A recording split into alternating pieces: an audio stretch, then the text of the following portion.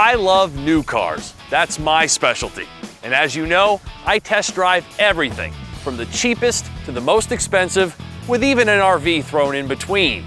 And though I love that wide spectrum, I'd be lying if I told you that some weeks weren't better than others. Case in point, this week, where I have the keys to the most powerful production Cadillac ever, the all-new third-generation CTS-V. GM's all-new LT4 supercharged 6.2-liter V8 is straight from the most powerful Chevy ever made, the Corvette Z06. For about $16,000, you can order one for your next project car.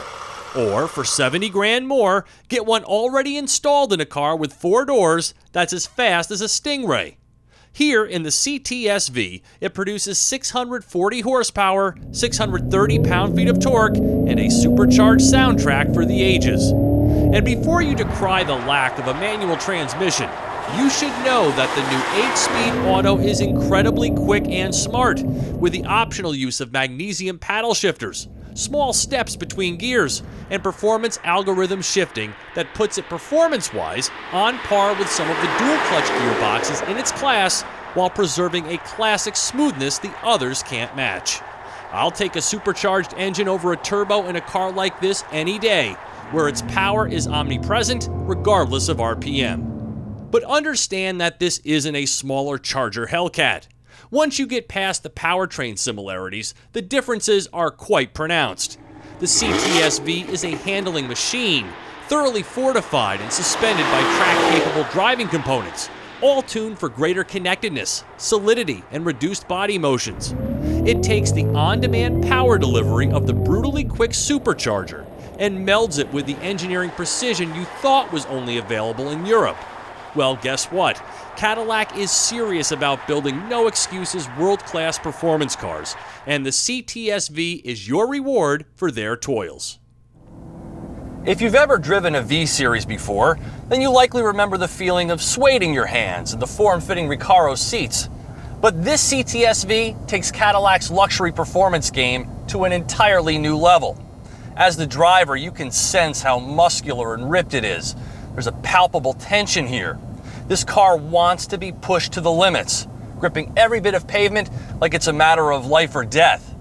Cornering is so flat and the limited slip bites so hard that attacking your favorite roads is like child's play. Now, with 640 horsepower on tap, this car isn't for the inexperienced driver.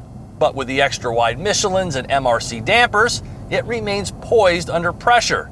But without any track time, I'm beginning to feel as though it's getting as frustrated as I am by the lack of challenges.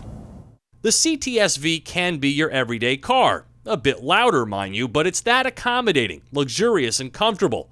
Just don't do anything stupid like goose it at an imprudent moment. Selectable driving modes, exceptional build quality, and the full arsenal of electronic creature comforts assure a very composed experience when desired. But after a while, the superfluity practically begs you to take it to the track, where you can truly play with the very detailed performance traction management system. Experience launch control takeoffs from 0 to 60 in 3.7 seconds, and even capture your heroics with this. The performance data recorder is such a cool option. Just pop an SD card into the slot located in the glove box and choose an overlay if you wish, and now you've got HD quality video of your driving plus certain metrics.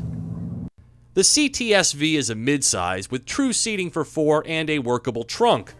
While Q, short for Cadillac User Experience, is initially overwhelming, tech geeks will love it, both for its depth of features and cutting-edge looks.